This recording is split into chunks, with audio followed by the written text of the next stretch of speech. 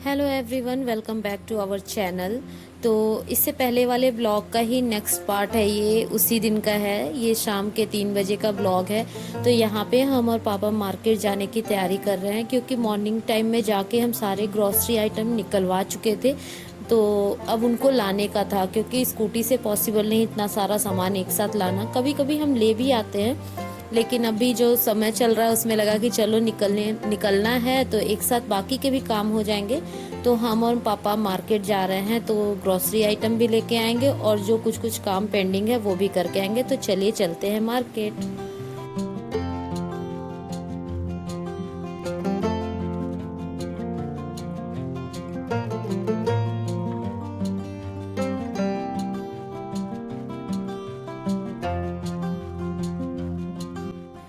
तो यहाँ पे हम और पापा दोनों लोग मास्क लगा के निकले हैं, और यहाँ की मार्केट का टाइम जैसे आपको पहले भी बता चुके थे कि 10 बजे से 5 बजे का है। तो 3 बजे हम लोग निकल लिए थे। धूप भी है, लेकिन अभी काम है तो जल्दी जल्दी करना ही है। तो पापा को वैसे ये जो मास्क है ये ड्यूटी से मिला है, एनसीएल की तरफ से, और एनसीएल वाले बहुत अच्छे से अपने एम्प्लॉय का ध्यान दे रहे हैं। तो मास्क, सैनिटाइज़र, ये सारी चीज़ें हर एम्प्लॉय को दी गई हैं। और साथ में पापा लोग के ड्यूटी में जैसे एंट्रेंस में ही ऐसी मशीन लगाई गई है जिससे फुल बॉडी को सैनिटाइज करके तो ही एम्प्लॉय को अंदर जाने देते हैं। तो ये सारे प्रोटेक्शन प्रोवाइड कराए गए हैं एनसीएल के तरफ से। तो ठीक है, अभी तो यही कर सकते हैं कि सबको सावधानी रखनी है और अच्छे से अपना ध्यान देना है। तो यहाँ पे ग्रीन जोन है, लेकिन फिर भी सेफ्टी तो रखनी ही होगी। और मार्केट का क्या हाल है वो आगे चल के आप लोग को दिखाएंगे ही। तो ये हमारे एनसीएल कॉलोनी से ही गुजरता हुआ रास्ता जाता है मार्केट के लिए। तो चलिए मार्केट पहुँच जाते हैं, फिर आपसे बातें करते हैं।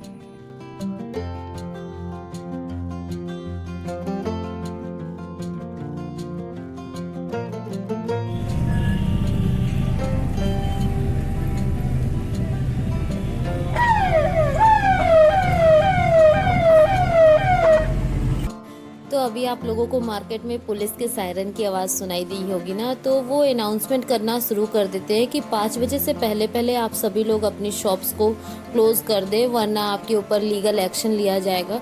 और कुछ लोग अच्छे से रूल्स को फॉलो कर रहे हैं, कुछ लोगों को हम लोग देखे भी कि विदाउट मास्क ही है।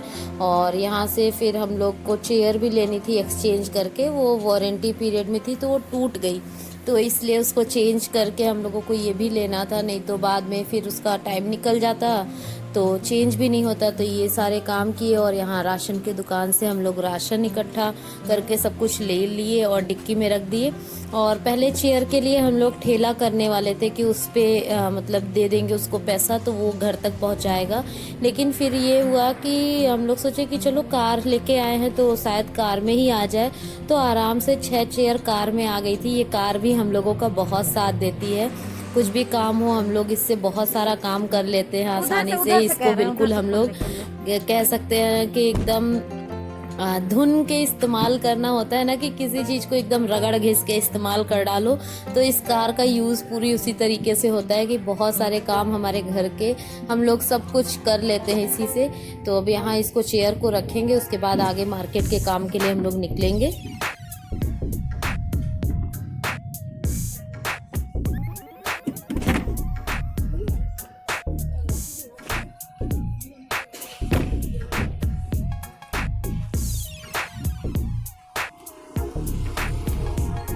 ओके, सामान इधर।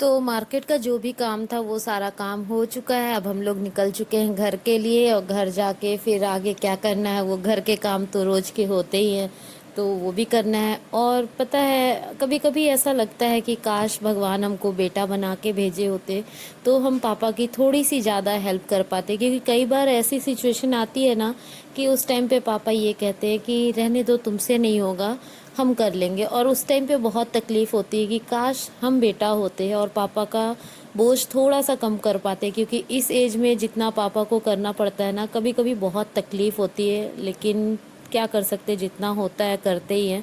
और हड़बड़ी में गड़बड़ी ये हो गई थी कि देखिए घर के ही स्लीपर्स में हम मार्केट चले गए थे और पूरा काम निपटा के आए।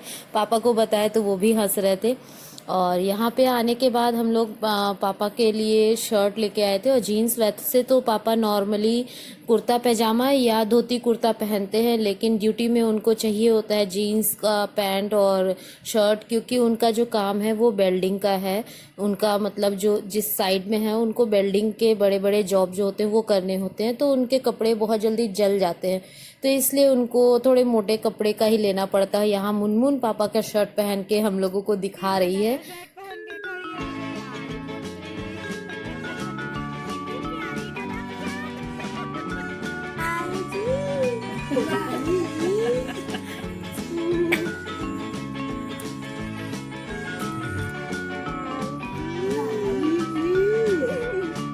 तो जो 6 चेयर लेके आए उनमें से 2 चेयर ये वाली है जो आराम कुर्सी होती है, तो ये 1050 में पड़ी, और ये एक्सचेंज करके लाए जो टूट गई थी वारंटी पीरियड में 4 कुर्सियाँ, तो ये 850 की पड़ी। तो ये कुर्सियों को हम लोग अच्छे से धुल के रख दिए थे।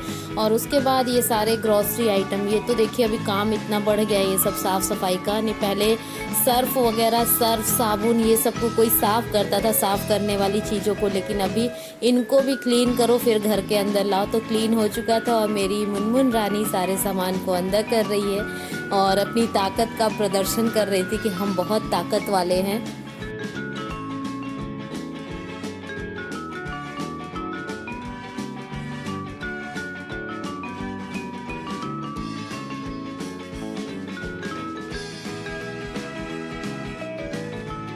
तो ये सब करने के बाद अभी हम आ गए हैं यहाँ पे कुछ ड्राई फ्रूट्स को फ्राई करने, क्योंकि मॉर्निंग टाइम में जब पापा ड्यूटी के लिए जाते हैं तो वो थोड़ा सा कॉर्नफ्लेक्स दूध खा के जाते हैं और कुछ भी नाश्ता नहीं करते, बहुत हल्का फुल्का सा ही उनका नाश्ता होता है। और आने में आजकल बहुत ज़्यादा लेट हो जाता है, और लंच बॉक्स या नाश्ता कुछ भी मतलब रोटी सब्जी पराठा सब्जी इस तरीके का वो लेके नहीं जाते, क्योंकि उनको अच्छा नहीं लगता बाहर कहीं बैठ के खाना। तो इसलिए क्या करते हैं कि काजू मखाने ये सब फ्राई कर देते हैं, और थोड़े से खजूर, ये सारी चीज़ें बिल्कुल छोटे से टिफ़िन बॉक्स में पापा लेके जाते हैं। मतलब उसमें 4-6 काजू के दाने होते हैं और 7-8 मखाने होते हैं और 1-2 खजूर के पीस। तो इतना चीज़ रहता है एक छोटे से बॉक्स में, और 1 बॉटल पानी, तो वो पापा लेके जाते हैं। तो यहाँ पे देसी घी डाल के यहाँ काजू को फ्राई कर रहे हैं, और जब ये थोड़ा सा लाल हो जाता है, मतलब इसको लगातार धीमे आंच पे चलाते रहते हैं और छोड़ना नहीं होता। नहीं पता होता है क्या होता है कि एक जगह कहीं काजू बहुत लाल हो जाएगा, कहीं ऐसे रह जाएगा, तो इसलिए लगातार चलाते रहना होता है। इसके बाद इसमें थोड़े मसाले डाल देते हैं जिससे कि इसका टेस्ट अच्छा हो जाता है। काला नमक और काली मिर्च पाउडर, थोड़ा सा चाट मसाला और हल्का सा लाल मिर्च पाउडर, और ये सारी चीज़ें डालने के बाद बिल्कुल गैस को ऑफ कर देते हैं, क्योंकि लाल मिर्च है तो फिर वो जलना शुरू हो जाएगा। बस इसको मिक्स करना है, और देसी घी में है तो वो घी में अपने आप ही सब कुछ मसाला अच्छे से लग जाएगा और काजू में अच्छी तरीके से वो मिक्स हो जाएगा। तो इस तरह से मसाले वाले काजू तैयार कर देते हैं, तो थोड़ा सा पापा के लिए ठीक हो जाता है, क्योंकि इतने लंबे टाइम के लिए जाते हैं और फिर बाहर का वो कुछ खाते नहीं हैं, तो खुद को भी ठीक नहीं लगता कि पता नहीं कब आएंगे कब नहीं, तो थोड़ा ठीक रहता है, टिफ़िन में दे देते हैं तो वो खा लेते हैं। इसके बाद देसी घी थोड़ा और डालें और उसमें ये मखाने भी हम लोग फ्राई, मतलब हम फ्राई करेंगे, हम लोग बहुत निकलता है मुँह से, तो फ्राई करेंगे। और इसमें सेम मसाले नहीं डालेंगे, नहीं दोनों का टेस्ट एक जैसा लगेगा। तो इसमें काला नमक और सिर्फ काली मिर्च पाउडर और थोड़ा सा लाल मिर्च पाउडर ऐड करेंगे, चाट मसाला इसमें नहीं ऐड करेंगे, ताकि थोड़ा डिफरेंट तो रहे, नहीं दोनों चीज़ें एक जैसी एकदम हो जाएंगी। तो इस तरीके से पापा का ये नाश्ता हम लोग बना के रख देते हैं, जो कि उनको ड्यूटी जाते हैं तो एक छोटे से टिफ़िन बॉक्स में दे देते हैं और 1 बॉटल पानी, तो उनका काम चल जाता है। क्योंकि आने में उनको कभी 3:30 कभी 4 इस तरीके से टाइम हो जाता है। तो इसके तुरंत बाद डिनर की तैयारी में लग गए थे, और आज बना रहे हैं गार्लिक नान। तो यहाँ पे मैदे का यूज़ कर रहे हैं। मैदा आप अपने अकॉर्डिंग ले सकते हैं, कितने लोगों के लिए बनाना उस हिसाब से आप मैदा ले लीजिए।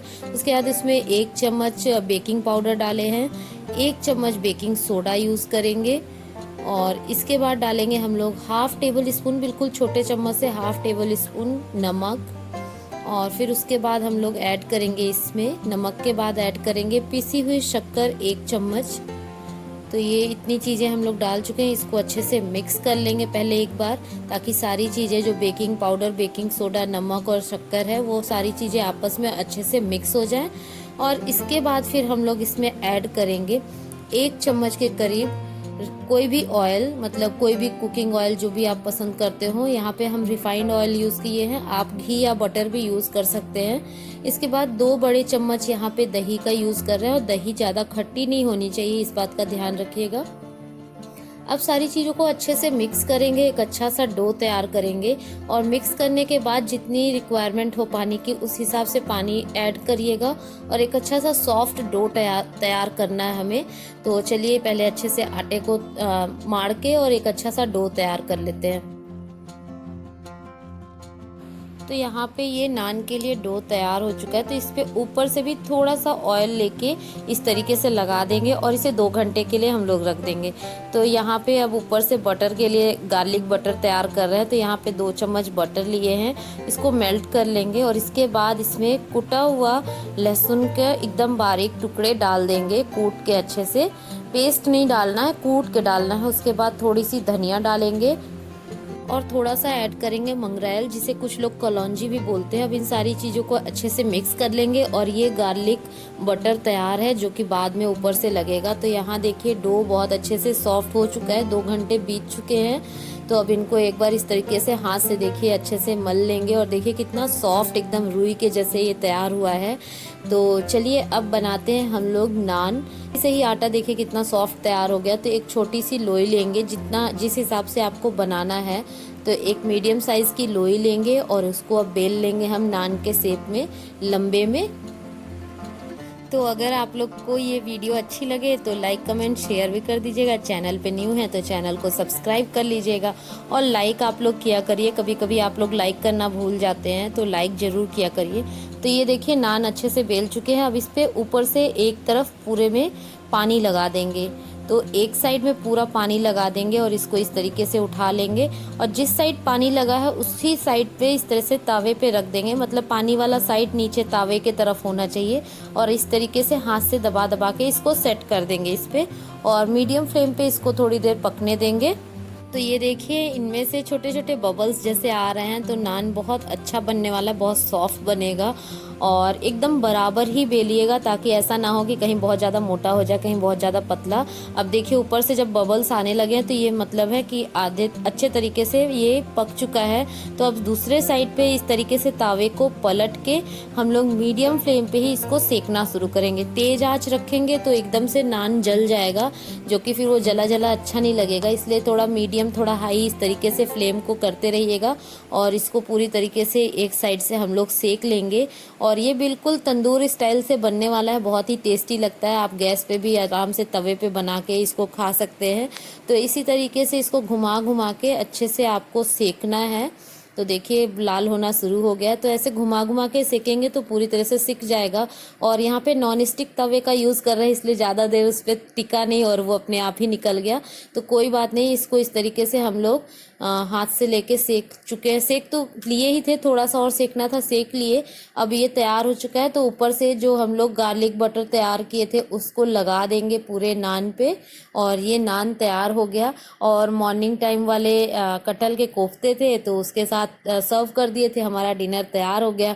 और अगर कटहल के कोफ्ते वाली रेसिपी अभी तक आप नहीं देखें तो ज़रूर देख लीजिएगा। तो चलिए इस ब्लॉग को यहीं एंड करते हैं। और लास्ट में आप लोग देख लीजिए गन्नू की कुछ मस्तियाँ, क्योंकि वो अपनी माँ को देखते रहता है यूट्यूब पे वीडियोस बनाते हुए ना, तो उससे इंस्पायर होके वो क्या कर रहा है वो भी आप लोग देख लीजिए। हम लोग को तो देख के बहुत अच्छा लग रहा था। तो चलिए आप लोग भी इंजॉय करिए गन्नू की कुछ क्लिप्स। वेलकम टू दोस्तों, क्या रुक जाइए लोग, चलो चलिए मैं आपको दिखाता हूँ। देखते हैं कौन सी गाड़ी जीत रही है। देखिए गाड़ियाँ खड़ी हैं, ये गाड़ियाँ खड़ी हुई हैं, और ये से करते हैं रेस से लगा ये गाड़ियों के लिए। तो चलिए मैं आप सबको दिखाते हैं कौन सी गाड़ी जीती है। तो चलिए मैं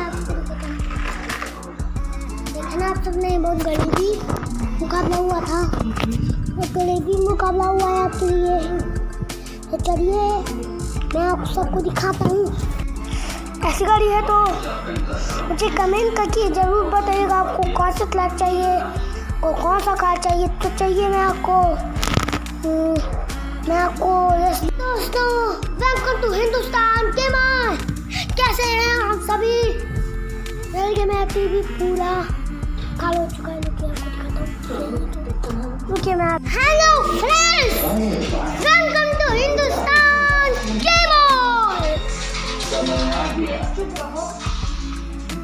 वेलकम टू हिंदुस्तान के मां।